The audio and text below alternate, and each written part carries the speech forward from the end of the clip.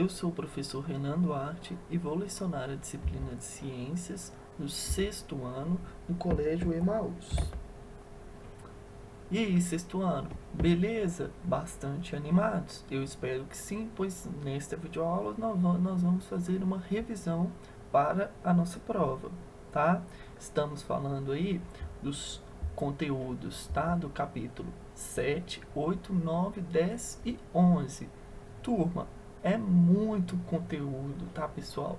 Como a gente já vem mesmo falando, né? As ciências, não só as ciências, como todas as disciplinas, nós temos que dividir os estudos. Estudar um pouquinho de cada dia para que no final, né, a gente não saia desesperado. Meu Deus do céu, olha que tanto de página, que tanto de coisa que eu tenho que saber. Não, tá? Eu tenho certeza que você, aluno esperto e inteligente, já sabe aqui o que é a função de uma mitocôndria, não é mesmo? Já sabe a função do sistema nervoso central, sistema nervoso periférico. Pois é, se você já sabe o que são esses nomes, esses conceitos, né, as funções, grande chance de você tirar uma nota, excelente na nossa prova, tá bom? Mas nesse vídeo aula, então, vou passar brevemente nesses conteúdos. Não temos tempo suficiente para falar de todo o conteúdo, mas vou dar umas pinceladas nos principais tópicos, beleza? Então, fotossíntese, respiração celular, células, eu estou falando de eucariontes e procariontes, sistema nervoso, e relacionar aí todo o sistema nervoso com o locomotor, né, musculatório e o esquelético, e também entender a relação do nervoso com o sistema sensorial. Muita coisa. Então vamos lá, primeiro falar de fotossíntese, lá no capítulo 7, tá? Na página aí, né? Vamos abrir aqui o nosso livro 98, né?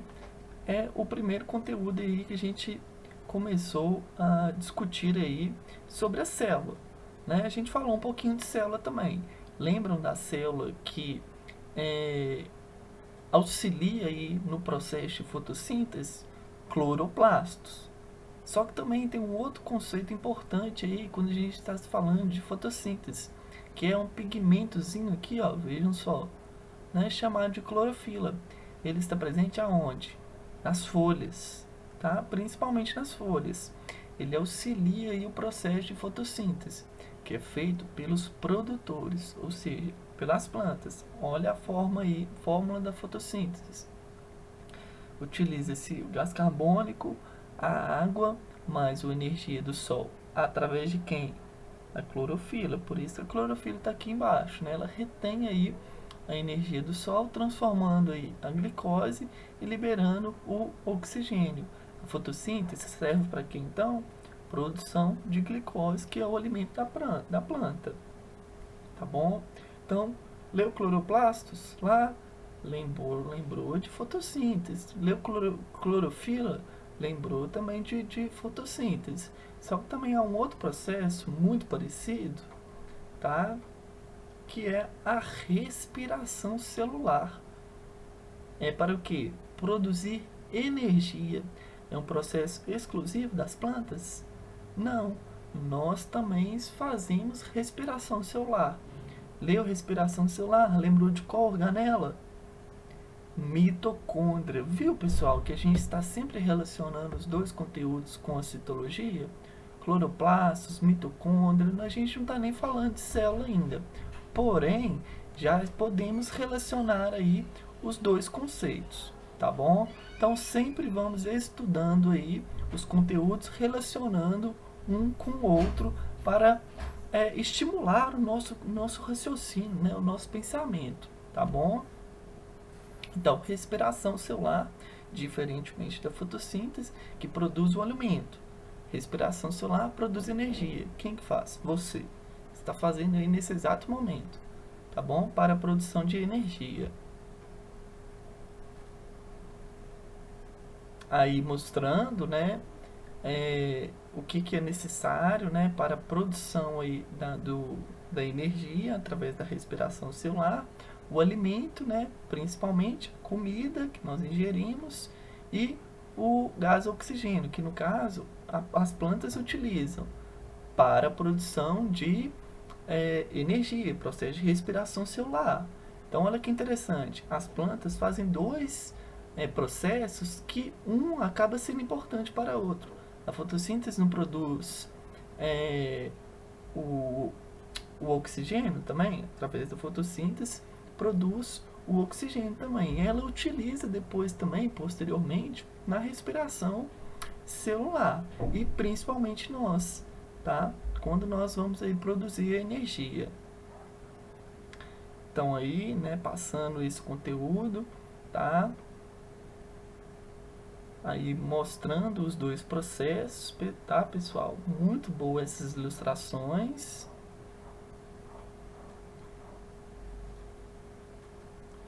Vamos seguindo, tá? As questões aí das atividades, tá? Chegamos então nas células, tá? Falamos muito também delas, mas o principal a gente já sabe.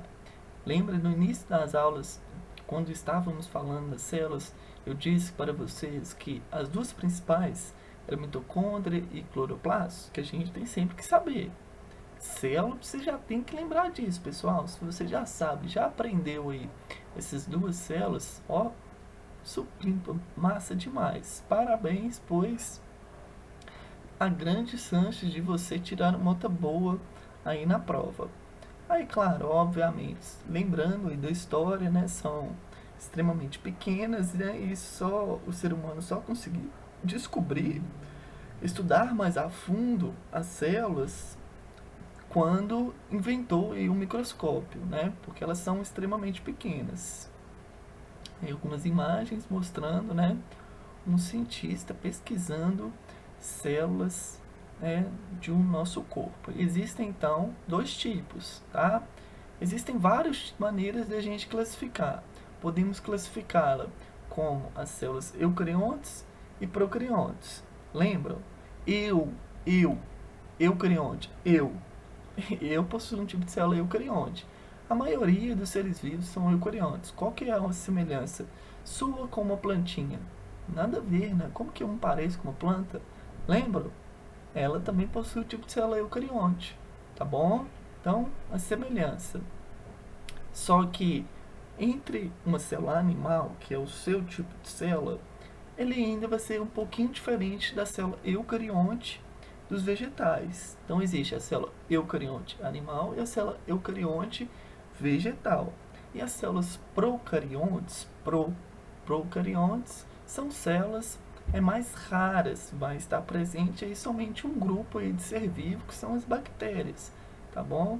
Mas, falando principalmente das células, existem várias, o que? Organelas citoplasmáticas. Turma, é muito conteúdo, né? Como a gente já sabe. Mas, dica, o que você tem que saber mesmo? Que, ó, na realidade, pessoal, a gente tem que saber de tudo, né? Mas a dica é nas principais, aquelas que são mais importantes, que a gente vai estudar mais a fundo.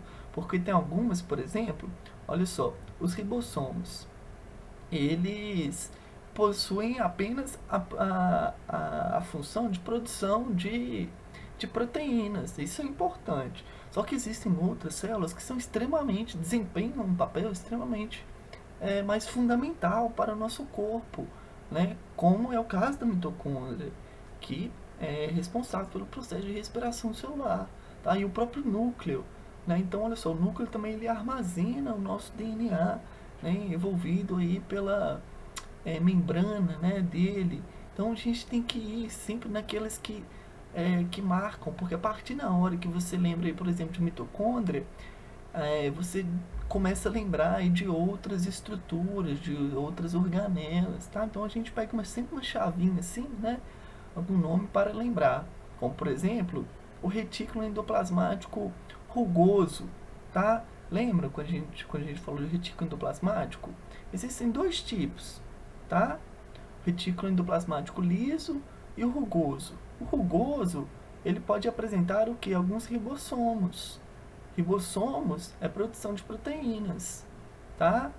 O núcleo, presença do DNA, a membrana plasmática também é fácil de lembrar, né, pessoal? Membrana, ou seja, ela é como se fosse uma película. Ela protege aí, né, as células. Presente também em todo tipo de célula, a membrana plasmática e o próprio citoplasma também, tá bom? Novamente mostrando aí a célula vegetal, uma eucarionte vegetal, aí com núcleo também, um citoplasma, característica exclusiva. Cadê? Olha ele aqui, cloroplasto, um vacúolo, né? Aí mostrando uma célula procarionte. Então, esse daí é o básico para a gente lembrar do estudo das células, tá bom? Aí vamos adiantando um pouquinho, passando agora para o próximo conteúdo, tá? Sobre o sistema nervoso, tá? Agora, sistema de integração, por quê? Vamos direto aqui, tá? Os neurônios, a gente tem que lembrar também das estruturas, da sua função, né? Saber que eles se comunicam, né? Eles são extremamente importantes para ocorrer as sinapses. Para ocorrer o que? A relação entre o sistema nervoso periférico e o sistema nervoso central, que através disso nós vamos relacionar com os sentidos, não é mesmo? Você só consegue perceber algo que está quente devido às terminações nervosas que está próximo da sua pele. Essas terminações nervosas faz parte do que? Sistema nervoso periférico ou central? Periférico. Vejam aqui, ó, tudo aqui é terminação nervosa, os nervos espinhais vão se diferenciando, né, até todas as partes do seu corpo. Recebeu percebeu uma temperatura mais quente aqui, ó, os neurônios que estão aqui, ó, já enviam, meu Deus do céu, tá quente aqui, envia informação lá para o cérebro, sistema nervoso central. Então enviou informação aqui, ó, chegou na medula, ó, VaptVu, ó, tá quente lá, ó, fala para o cérebro tirar a mão. Chegou no cérebro aqui, o cérebro já identificou, nossa senhora, tá quente mesmo. Então, devolve a informação para a medula volta lá para aquele neurônio que avisou que estava quente, né? E o neurônio, não, demorou, pô, tirou a mão. Resumindo, pessoal, é isso, tá bom? Todo o sistema nervoso controla a nossa percepção. Eu dei um exemplo aqui no caso do tato, né? Porque o que? Temperatura, você percebe se está quente ou se está frio. Você não, até mesmo a visão vai te auxiliar. Porque, por exemplo, se você vê fogo, né, você já sabe que ele está quente. Então você não vai colocar a mão em um fogo. Mas perceba, uma criança não reconhece ainda que fogo é quente. Ela não teve uma experiência. Novamente mostrando como que o sistema nervoso, o cérebro é importante. Ele só identifica aquilo que ele já conhece. Por isso que criança é sempre curioso, quer colocar a mão em tudo, quer reconhecer, quer perceber o ambiente através do quê? Dos sentidos. Paladar, a criança coloca tudo na boca, não é mesmo? Coloca na boca, leva informação para o cérebro. Nossa, isso daqui é ruim, credo, deixa eu jogar isso fora. Ou então, isso aqui é um doce, né? Gostoso. Então, criança tem muito nisso, em perceber. E à medida que ela vai percebendo o ambiente, né, fica mais fácil dela conhecer, dela aprender das coisas do nosso cotidiano. Se ela já colocou a mão no fogo e foi ruim, muito provavelmente ela não vai colocar a mão no fogo novamente. Então lembrar dessas duas partes do sistema nervoso, tá? Lembrar do encéfalo aí, o que constitui o encéfalo, aí vocês já estão careca de saber também, medula espinhal, né? Aí falando de algumas doenças, né, que podem ocorrer aí no sistema nervoso, tá bom? Aí um estudo de anatomia comparada, ou seja, como que é o sistema nervoso dos animais, tá? Todos os vertebrados possuem, só que eles são diferentes, né? Vai mostrando alguns mais exemplos, algumas atividades que a gente já fez, né? Já corrigimos, né? De hoje que a gente está falando, e o sistema locomotor também, que é relacionado, né, pelo sistema esquelético e o sistema muscular. O sistema esquelético tem várias funções: sustentar o corpo, dar forma ao corpo, proteger os órgãos vitais, armazenar o cálcio, o fósforo, são as principais funções. Turma, precisa de saber todos os nomes de todos os ossos? Não, tá? vai ser interessante a gente entender que os membros superiores, não é braço, membro superior, tá? Eu tenho um osso chamado húmero, né? Dois ossinhos formando o antebraço, a radiúnea, né? Os ossos carpais nas mãos, os ossos tarsais são os dos pés ou membros inferiores, tá? Então essas coisinhas a gente tem que lembrar, beleza? E o crânio também, como a gente já falou bastante, tá? Também é tranquilo para a gente lembrar. A medula espinhal também, né? Pode ocorrer uma hérnia de disco, que é uma doença, né? Muito séria também, que acometem principalmente as pessoas que não têm uma postura ereta, uma postura correta, tá? E mostrando um processo também de escoliose, tá? Que é uma anomalia aí relacionada à medula, muito sério. Tudo que aquilo está relacionado com a medula é sério, né, pessoal? Porque é ali que tá as informações, né? Que as informações passam do cérebro para todo o corpo. Aí, mais uma vez, né, falando, o sistema muscular, várias funções também, tá? Saber a diferença dos dois e saber que o sistema muscular mais o esquelético compõe o locomotor, porque só através deles que nós conseguimos aí dar sustentação e mover os nossos músculos. O ato reflexo, né, é um processo extremamente importante também para a nossa segurança, né? É um processo involuntário, lembrar, né? Porque você colocou a mão lá quente, num lugar quente, seu cérebro já identificou e ó, mandou tirar rapidão, tá quente. Aí mais algumas anomalias também, né? Interessante também a gente estudar isso, pois muitas pessoas podem ter várias doenças relacionadas ao sistema locomotor. E por vários motivos, né? Aí mais um estudo comparativo mostrando o sistema musculatório dos peixes, né? O esquelético aí dos animais, os membros superiores são chamados aqui de anteriores e inferiores são chamados de posteriores, possuem o crânio, a coluna vertebral, mesma coisa que nós também. Mais algumas atividades, né? Estamos aí finalizando. E, por último, né? É aquilo que a gente já falou. Relacionando como que a visão, o olfato, a audição e o equilíbrio e a gustação e o tato se relacionam aí com o sistema nervoso. Através das todas as características, no caso da visão, existem células extremamente sensíveis à luz que vão se comunicar também ao sistema nervoso, ao cérebro, para perceber o meio ambiente. As orelhas, né, possuem essa externa aí que é como se fosse um funil para perceber todas as ondas sonoras, né?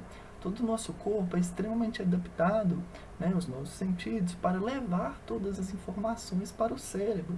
Não é só o cérebro que é tudo, não, o cérebro é extremamente importante sim, só que os nossos sentidos são extremamente adaptados também para nós conseguirmos aí levar essas informações específicas aí, seja temperatura, se é doce ou se está quente. Aí, olha só, na língua nós podemos perceber o tipo de alimento, se ele é doce, azedo, né, se não tem gosto ou ruim, ou também a temperatura, né, como também na pele. Podemos ver a temperatura, as orelhas, o nível de som, os olhos, a intensidade de luz, né, o nariz e os odores do ambiente, relacionando, né, levando aí todas essas informações para o cérebro que vai interpretar essas funções. Bom, pessoal, façam essas questões agora, tá? Questão 1 e 2.